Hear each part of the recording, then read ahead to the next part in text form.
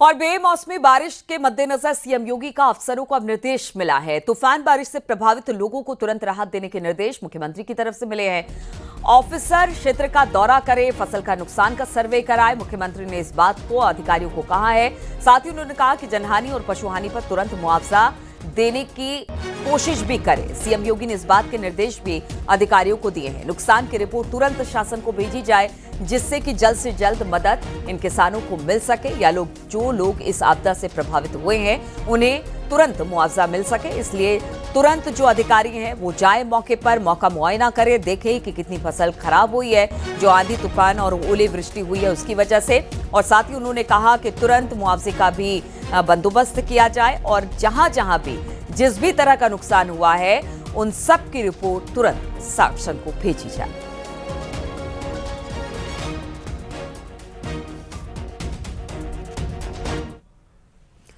और उत्तर प्रदेश में तेज आंधी बारिश का येलो अलर्ट है। उत्तर प्रदेश में 35 जिलों में आंधी बारिश का अलर्ट है। शाजापुर, हरदोई, सीतापुर, बहराइच में इस वक्त अलर्ट जारी किया गया है। वहीं बरेली, पीलीभीत, रामपुर, लखीमपुर में भी अलर्ट जारी किया गया है। नोएडा, अलीगढ़, आगरा, मथुरा में भी अलर्ट है। सहारनपुर, बागपत, गाजियाबाद में भी अलर्ट जारी किया है। और ये अलर्ट देखिए कल के लिए भी था। बताया जा रहा था कि मौसम खराब होगा और स्थिति खराब हो सकती है। कल हमने देख रहा कि बहुत तेज हवा, आंधी, तूफान दिल्ली एनसीआर और उसके आसपास के इलाकों में जहां पर बहुत ज्यादा नुकसान हुआ है।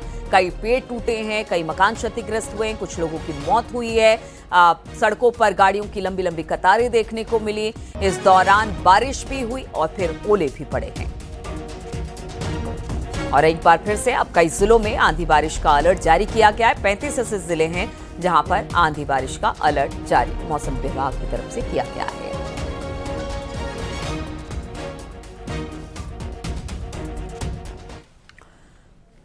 और ग्रेटर नोएडा में आंधी तूफान ने रेलिंग गिरने से 2 लोगों की मौत हो गई। रेलिंग गिरने से बुजुर्ग महिला का सिर धड़ से अलग हो गया और उनका 2 साल का नाती घायल हो गया। इलाज के दौरान उनकी भी मौत हो गई।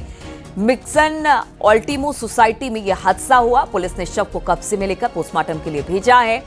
महिला अपनी बेटी और दामाद के पास आई हुई थी। नानी और नाती टहलने के लिए बाहर निकले थे, तभी आंधी तूफान का शिकार हो गए। ये तस्वीरें हम आपको दिखा रहे हैं, बेहद दुखद। कल जिस तरह से आंधी तूफान आया, रेलिंग गिरने से एक बुजुर्ग महिला की मौत की खबर मिल रही है। वो अपने नाती के साथ बाहर घूमने निकली थी जिस दौरान तूफान आया और बताया जा रहा है इस दौरान उनकी जान चली गई। नाती भी इस वक्त घायल बताया जा रहा है।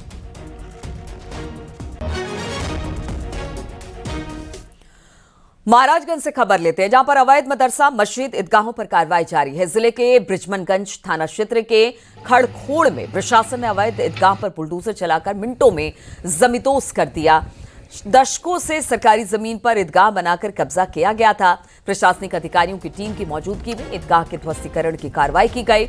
महाराजगंज के फरिंदा तहसील के कोल्हुई थाना और बृजमनगंज थाना क्षेत्र में ये कार्रवाई की गई है। इसके अलावा कोल्हुई थाना क्षेत्र के मनहवा में के टोला रसूलपुर में बने अवैध मदरसे को भी लोगों ने खुद ही तोड़ दिया। यानी कि उनको लगा कि इससे पहले कि प्रशासन इसको ढाए, उन्होंने खुद ही मजार को और मदरसे को तोड़ दिया।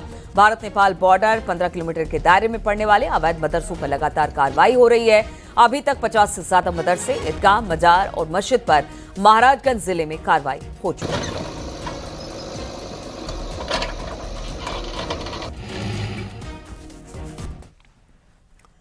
पाकिस्तान की बेनकाब करने वाली भारतीय सांसदों का डेलीगेशन अब जापान पहुंच गया है। जनता दल यूनाइटेड के सांसद संजय झा के नेतृत्व में सर्वदलीय डेलीगेशन टोक्यो में भारतीय दूतावास पहुंचा।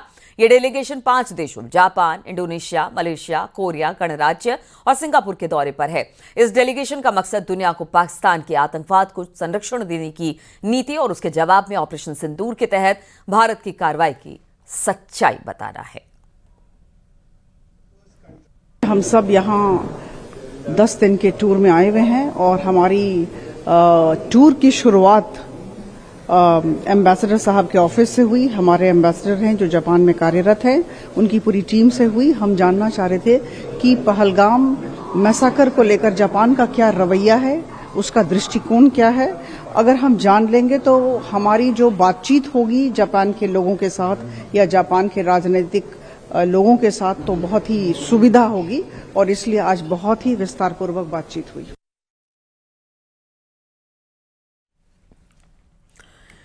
पाकिस्तान को बेनकाब करके भारतीय सांसदों का छठा डेलीगेशन भी अब रवाना हो गया है। डीएम के सांसद कनिमोझी करुणानिधि के नेतृत्व में ये ऑल पार्टी डेलीगेशन रूस, स्लोवाकिया, ग्रीस, लताविया और स्पेन का दौरा करेगा, जहां ये डेलीगेशन बताएगा कि कैसे पाकिस्तान आतंकवाद को पालता पोसता है और ऑपरेशन सिंदूर से भारत ने पाकिस्तान के इसी आतंकवाद पर वार किया था। आने जा रहे हैं कि एक तरफ दुनिया का सबसे बड़ा लोकतांत्रिक देश भारत है, एक तरफ पाकिस्तान, जिसको अब आतंकिस्तान कहना ज्यादा उपयुक्त लगता है, जो दुनिया के संस्थाओं से, फाइनेंशियल इंस्टीट्यूशन से कर्जे और मदद लेकर आतंकवादियों को पालते पोसते हैं। ऐसे देश को आइसोलेट करना सिर्फ भारत के लिए नहीं, दुनिया के लिए जरूरी है। और ये समझना कि अगर भारत में होता है तो भारत पाकिस्तान के बीच का मामला है, उनके देश में होता है तो आतंकवाद है, एक तराजू पर तौलना सही नहीं है। हम दुनिया के मंचों पर पाकिस्तान के आतंकी चरित्र को उजागर करने जा रहे हैं। और ऑपरेशन सिंदूर से पाकिस्तान को करारा जवाब देने के बाद अब भारत ने उनकी एक और नापाक साजिश को नाकाम करने की तैयारी कर ली है। खुफिया इनपुट के आधार पर पता चला है कि पाकिस्तान नेपाल के रास्ते आतंकियों को भारत में घुसपैठ कराकर अशांति फैलाने की कोशिश कर रहा है। भारत नेपाल सीमा पर एसएसबी हाई अलर्ट पर है। देखिए जरा ये रिपोर्ट।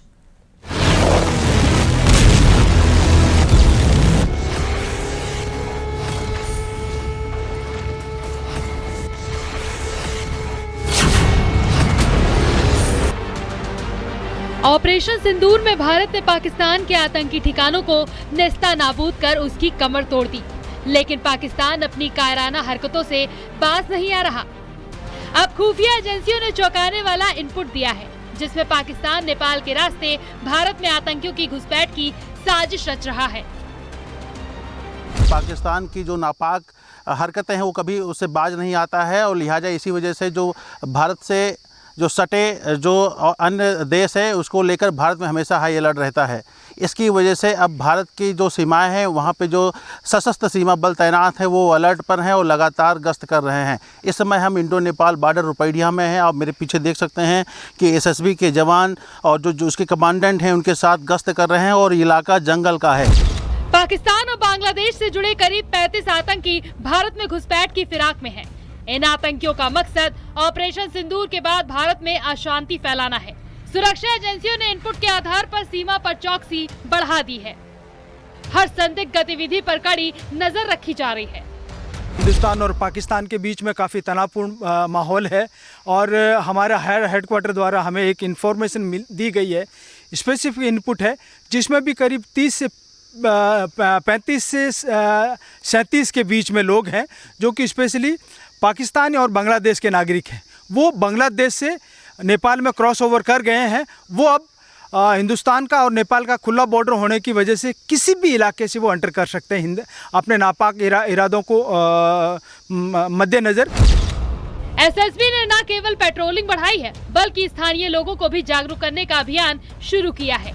सीमा से सटे गाँव में ग्रामीणों से अपील की जा रही है कि वे किसी भी संदिग्ध गतिविधि की तुरंत सूचना दें।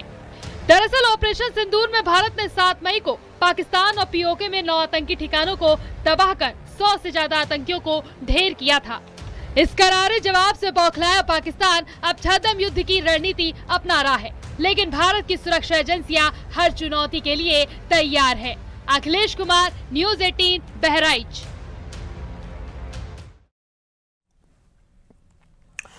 और आपको बता दें, वाराणसी से खबर है जहां पर पुलिस ने एक हॉस्टल से खूंखार नक्सली को गिरफ्तार किया है। ये नक्सली 17 मई को पलामू, झारखंड में सुरक्षा बलों की मुठभेड़ में घायल हुआ था। नक्सली का नाम मिथिलेश यादव, जो घायल होने के बाद वाराणसी के एक निजी हॉस्पिटल में अपना इलाज करा रहा था। 19 मई को अपने 4 साथियों के साथ नक्सली मिथिलेश वाराणसी पहुंचा और फिर झारखंड पुलिस के इनपुट पर वाराणसी पुलिस ने हॉस्पिटल में छापा मारा और नक्सली को गिरफ्तार किया। पुलिस ने हॉस्पिटल के खिलाफ कार्रवाई के लिए सीएमओ को पत्र लिखा है। हॉस्पिटल प्रशासन से अब इसे लेकर पूछताछ हो रही है।